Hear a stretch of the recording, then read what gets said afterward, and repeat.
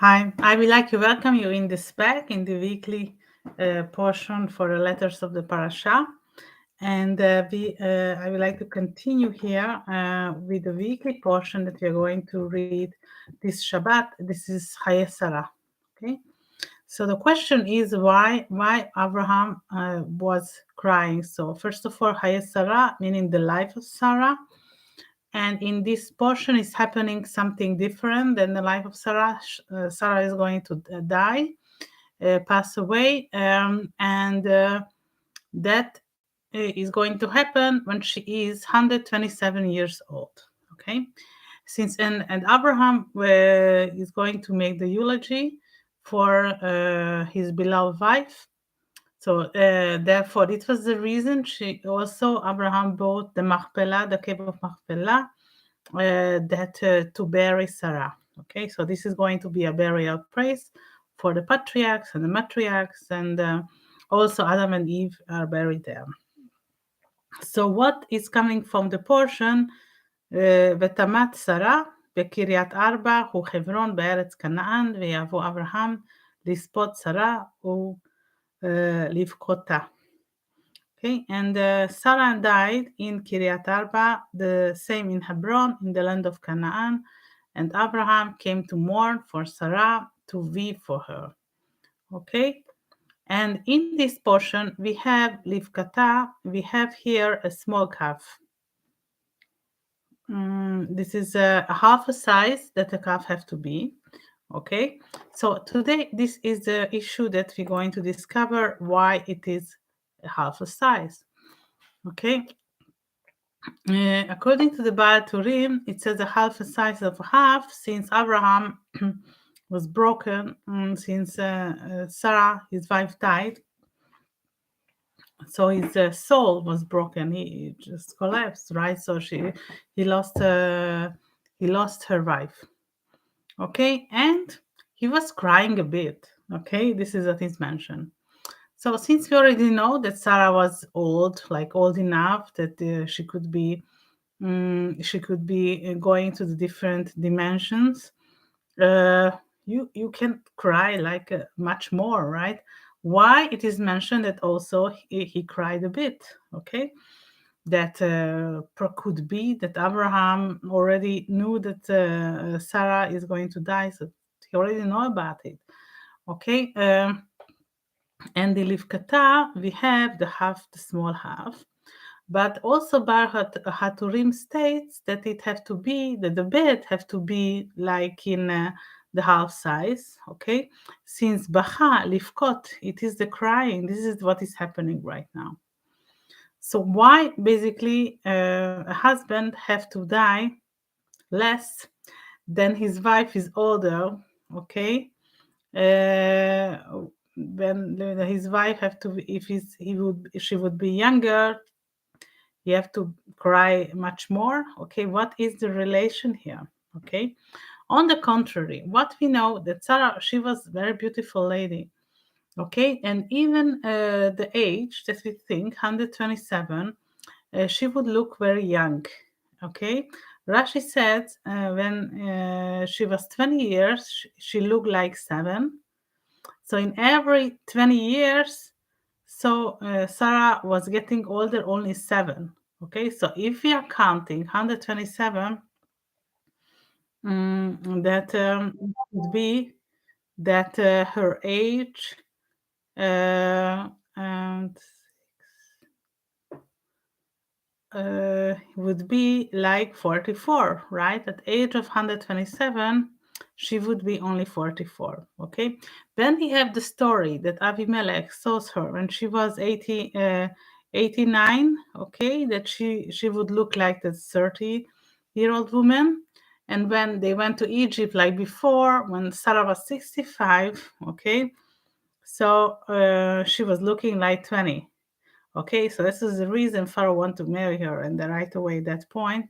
Okay, so she was indeed a very beautiful lady, the matriarch Sarah, and also Abraham knew that she's very beautiful. Okay, but all the rest of the men admitted that. So, and she conceived at age 89, okay, that wouldn't be old enough to do it, okay? So, okay. We know that this is a couple that are going to live together for longer time because they were married 100 years old, 100 years long period. Okay, then you could copy some attitude of Sarah. So Abraham could copy some attitude that Sarah had. Okay, so when they are like a couple is married like 50 years, it is the golden anniversary. Okay, and 100 years, okay, we find less people right now that is married 100 years. Okay, but it's something very, a very long period. Okay, and considering that when Sarah became the wife of Abraham, she was altogether 50 years old. Okay, so their marriage was 112 years lasted. Okay. Okay, what the other explanation here, Rabbi Chaim of Chernovitz from the 18th century from Romania, that later on he moved to Tzvat, and he has a book that is called Be'er Ma'im Chaim. Okay, it says that the small half that we have in Livkotea, it is belonging to the Sephirah of Keter. Okay, so what does it mean? That we have in one family that we have a husband and a wife. Okay, so the husband consciousness is the wife. Okay, so it is symbolizing the half, the Keter. Okay, it starts with the same letter. When we have here in the Mishle, Eshet Hayil Ateret Bala. So a virtuous woman is a crown to her husband, but she does shamefully the rottenness in his bones. So when Sarah died, okay, Abraham consciousness died at that point. So he was his whole beingness, right? His soulmate, okay, the mother of the son that they had together. They were going this mutual like route, the common route that they were going in the path of the life that they were doing. Okay, so this wasn't like a small weeping, so small crying. It was an enormous weeping. Okay, because imagine if your consciousness dies, what you do? You don't find yourself in nowhere. So and here is the same. The example that we're going to set is between ani ve anochi. Okay, ani ve anochi in Hebrew it's meaning me. Okay, but in the difference of a half. Okay, so what is the difference here in the meaning? Like ani, it's like with the egoistic me, myself, and anochi is a selfless me. Okay. Mm, so when like Sarah decided that she's passing away, that leaving his malchut, this reality. Okay, Abraham also have to admit it, and you have to bow in front of it. Also, this is what's happening in life. So the keter, the half, okay, we are bowing in front of the ratzon, the decision of the Creator, because the angel of death is the messenger of the Creator. There's a point, okay, why people dying at that specific period of their life. Okay, what is happening? So this is Anochi. It is a selfless me. So I admit that all things belonging to a Creator. Okay, and the power of the Creator. We have to admit it. Okay, even in these circumstances. Okay, so Keter, if we count all the letters in the gematria, we would have 120. That includes that the 630 mitzvot plus the 7 Noachite laws. Okay. The reason I'm mentioning, because mitzvot, they are very important. Okay. and the creator likes if you're doing mitzvot of any kind. Okay, um, and if we don't do it, okay, then we could be like making smaller, okay, the keter of the creator.